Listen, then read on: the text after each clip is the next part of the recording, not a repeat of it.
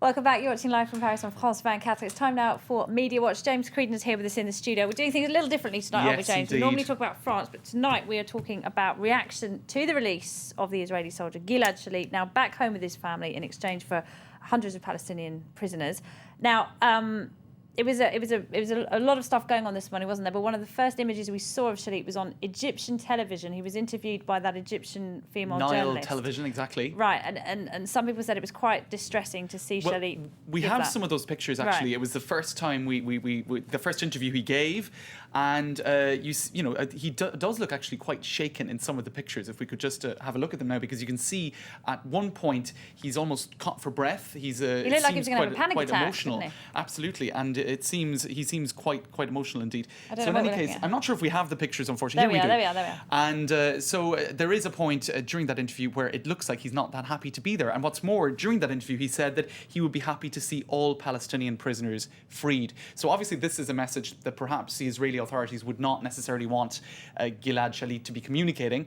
And indeed, they probably weren't happy with the fact that straight away he was put on Egyptian television without even being debriefed by the Israeli army. So you see then a very different story in terms of the media coverage of it once he gets back into Israel. The Israeli, and we can have a look online here. Because the Israeli media were criticising the Egyptian television network for doing that. They said that it shouldn't have happened at all. Absolutely. Now, she seemed to be giving an interview that wasn't altogether aggressive, but perhaps the very fact that there was an interview and the fact that she was pressing him on certain questions was de facto aggressive. But in any case, you can see here the IDF, the Israeli Defense Forces, tweeted this photo where Shalit was speaking to his family for the first time after 5 years, first picture of Gilad Shalit.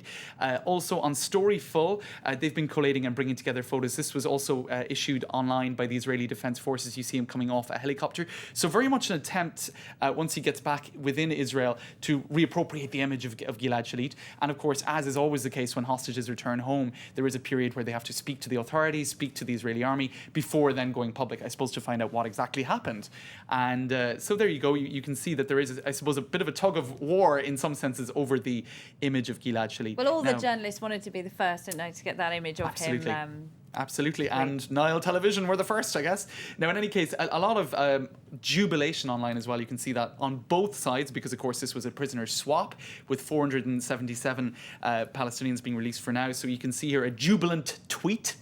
Such a long but great day. I wish more prisoners would be released so that each mother will have her child in her arms. On the Israeli side, a similar sentiment. Wow, what an emotional day. Amazing to know that he is back home with his family, sleeping in his own bed.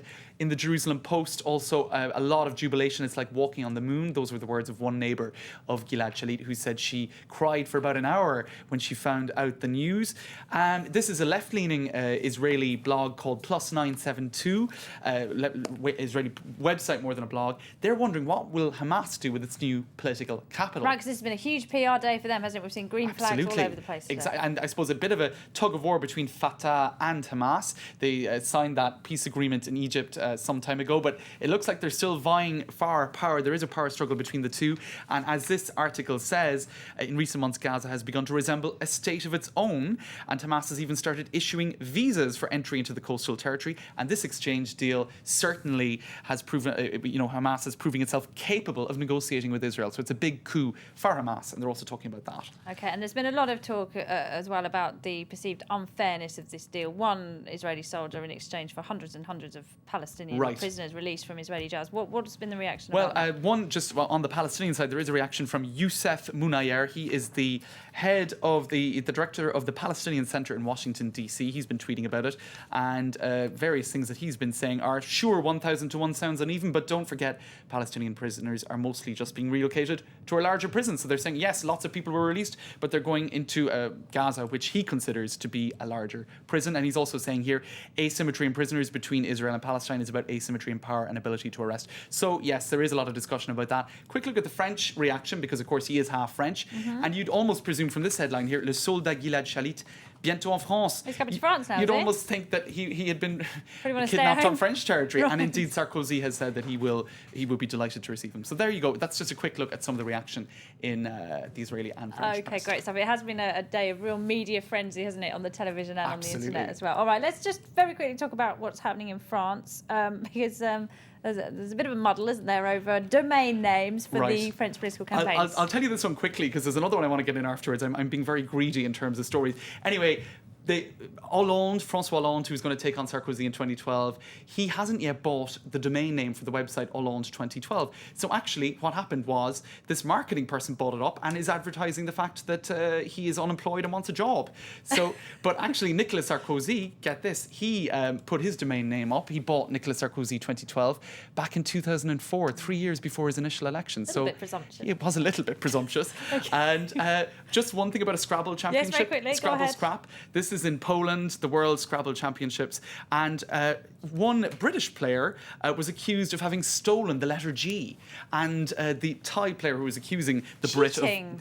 Brit of doing this, he said he wanted him to be strip searched to prove that the letter G had not been stolen by this cheeky Only British about 3 player. points, isn't it, a G? Well, I don't know. Maybe he really needed the G. I don't know. So there's been lots of fun headlines with that, such as asked to empty his pockets after a G goes missing. As in G, as in Yes.